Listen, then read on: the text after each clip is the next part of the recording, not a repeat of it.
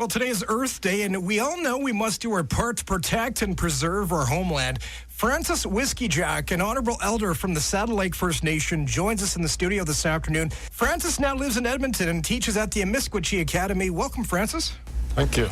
So, I got in touch with you the other day because I wanted a perspective from an honorable elder on how Earth has changed over the years.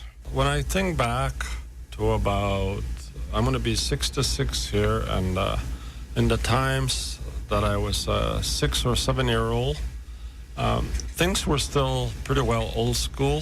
I knew then, when I think back of how the earth was so clean that time, there was a lot of greenery, a lot of clear water.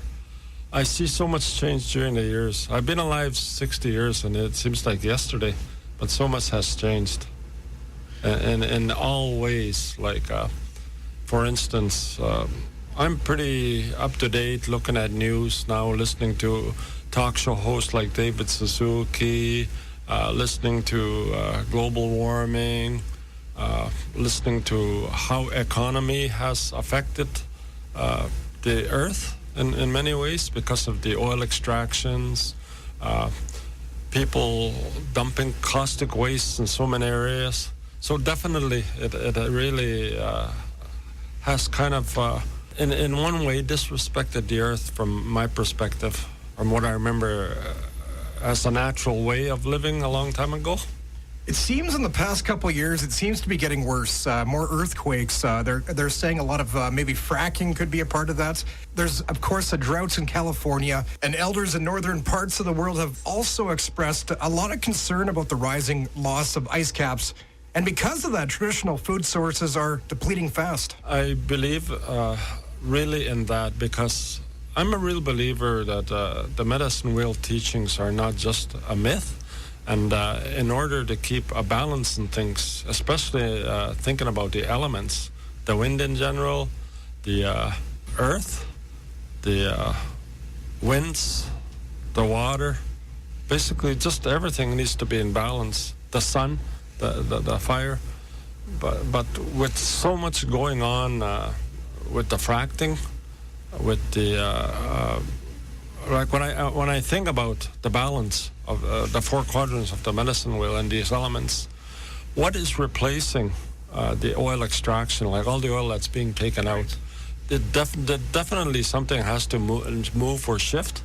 And I think, like a few years back, I don't know if you remember last summer that there was an earthquake around Rocky Mountain House. Mm-hmm. Since when did we ever have that? There's been quakes on a Richter scale that's been reported around Vancouver. And it seems to be from San Diego all the way down the coastline, coming closer to our area. And then again, there's more flooding more than ever now, and more snow. There's an imbalance definitely somewhere where Winnipeg's been flooded. This year in Halifax right now, as we speak, is scared of all the ice melts. So something's not right.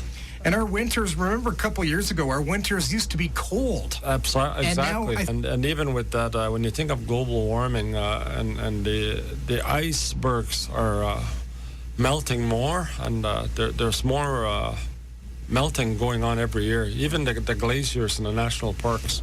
I try to think of this from a perspective of the native teachings and how everything needs to be in balance.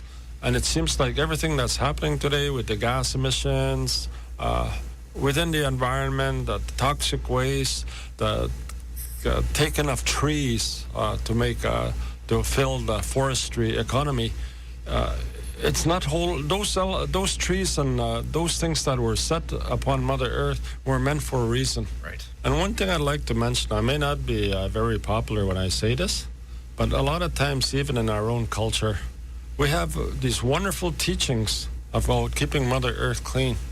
And yet, when I go to celebrations or ceremonial areas, and I see what a powwow grounds looks like after a celebration, it really doesn't say much for our teachings, and that hurts me. Even at our own school where I work right now, I try to lead by role modeling the practices of giving Mother Earth clean, because I pick up garbage around the school, be it the students or be it the wind carrying all these. But there's garbage everywhere. Yeah. Take a drive down to any reserve, or even not just the reserves, but cities, and look at how people are supposed to be respecting the earth. No, I agree. I think it's a lot of carelessness just by ordinary people in general. Is it too late to save the earth?